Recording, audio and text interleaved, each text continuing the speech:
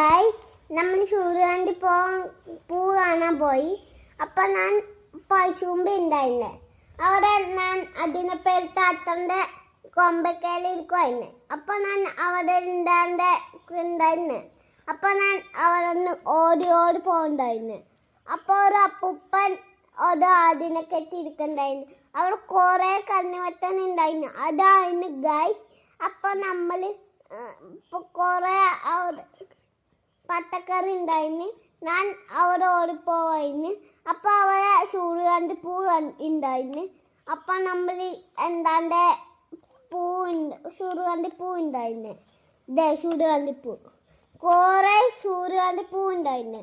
അപ്പൊ നമ്മള് അവിടെ തേടി നടക്കുമായിരുന്നു. അവിടെ കുറെ ഫുള്ള് തേനിട്ടായിരുന്നു.